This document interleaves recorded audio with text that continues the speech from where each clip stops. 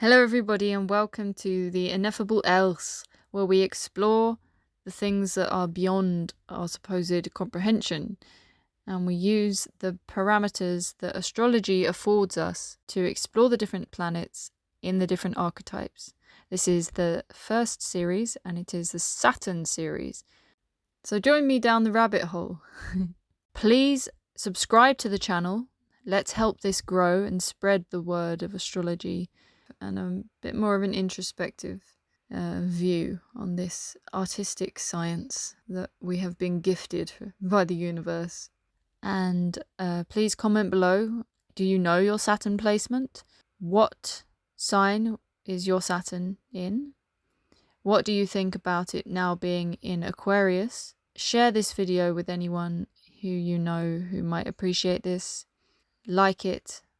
Hit the notification button to receive more.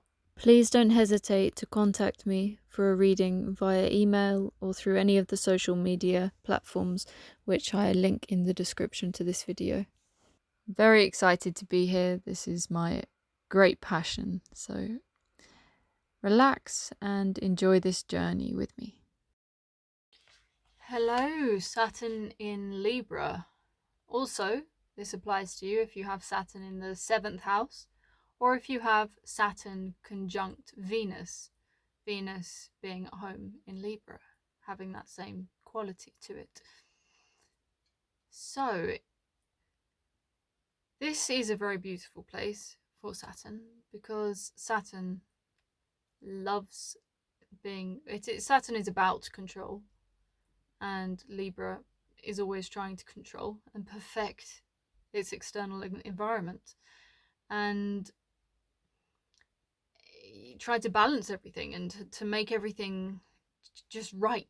And Saturn originally was the god who was, he ruled over the land that was ruled by divine law, and all creatures were naturally aligned with that, and there wasn't even the debate of resistance.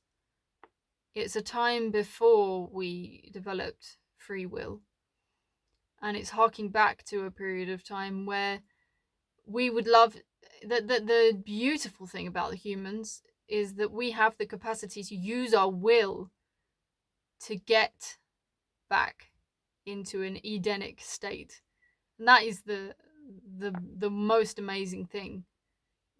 It's not a case of oh, what a shame that humans have this capacity to destroy themselves. It's like, okay, they do, but then they also have the capacity to bring themselves up. How much better is that? And it can be, like there must be this necessary fight and struggle to get through, but it's completely necessary. Saturn in Libra is all about acceptance, learning to accept. There can be a deep wound around relationships and an incredible jaded feeling in relation to relationships, and trying to control another and trying to perfect the self for another, and asking the questions about things like what is fair, what is equality, and being able to have these two extremes of life, the existence of living in this paradigm of duality, which is terrifying for Libra, and then being able to integrate the two into a whole that is cohesive, that can then give something so beautiful, because it's actually experienced both. It's not something even just bland and in the middle, it's something that is really fully integrated the extremes. And as with all Saturn placements, it's not about popularity, and it's very triggering for Libra to be able to speak the truth, because I don't want to hurt anybody's feelings, but this is exactly what the judge needs to do.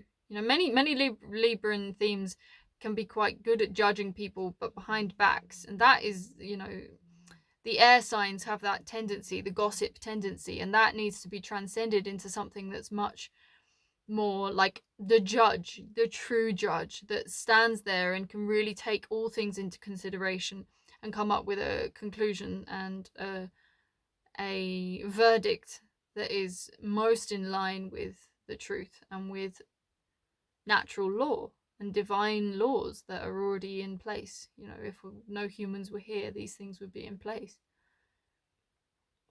And it's also, this is a position in terms of work, this is a position of someone who's very, in a humanitarian sense, able to do a lot, and also environmentally, and also calling out unfair laws and unfair man-made laws and saying, look, there is a disparity and there are incongruencies here between these two states that need to be addressed, and we can't. And this is where the Saturn is not rigidly stuck in the past. It is progressive. It's just a tool, as with all other things. And when it's used in terms of somebody stepping into their power and taking control of their own life, and then from that place making a decision to step forward and to speak out and to draw a line in the sand and to draw a box around themselves and saying, this is where I stand, and actually stand in it and not be flaky in any way, then that is a very empowered Saturn in Libra. Because there is this fear of confrontation, but it's also coupled with having really high ideals and really like utopian, I know what the possibility is. There can be, there is a lot of projecting onto others, and also denying things potentially within yourself that you don't see. So this can be a position of quite a lot of blind spots because there is so much codependency and so much feeling into everybody else. It can sometimes be difficult to see what it is that you're doing that's also contributing, because there's a natural belief all humans have that we're inherently really good people, and the duality, like, it doesn't exist. We're not inherently good or bad. We're just accumulating all the things that we've been exposed to. So in your deepest soul, yes, very, very good, if you want to call it that, but it's just aligned with nature, which means it wouldn't destroy itself. It wouldn't destroy others because others are itself.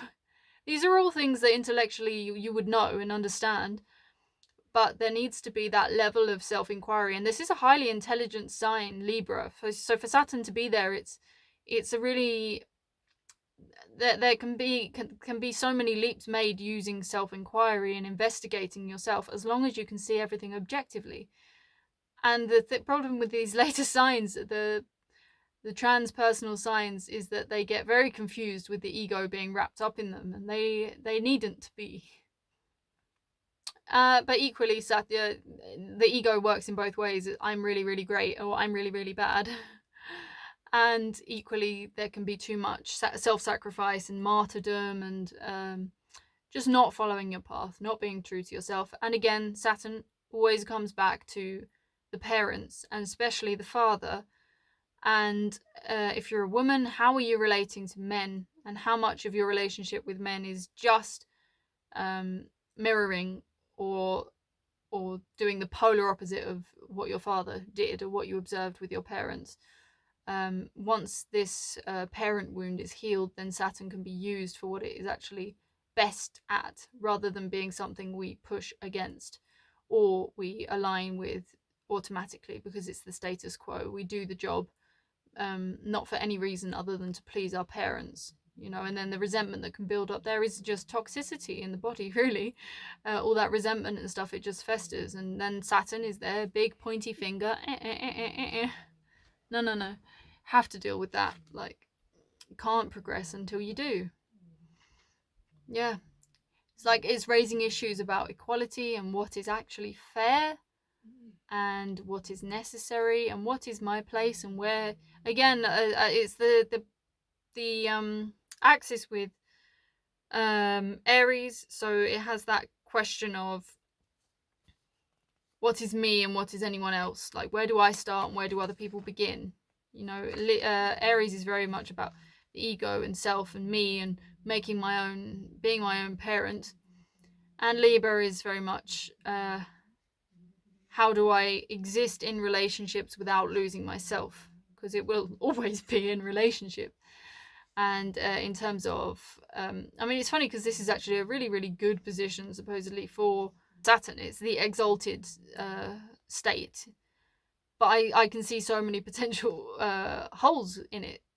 And another reason why it is very positive thing, because it is about, from financial perspective, these people make very good business partners, because you're accommodating, but you're also savvy and able to see more of the bigger picture, which is again, like, as long as the emotional stuff has been transcended, not suppressed, not skipped over, really integrated. Transcended is probably not the best word to use, integrated. And then it can be utilized for its highest potential. So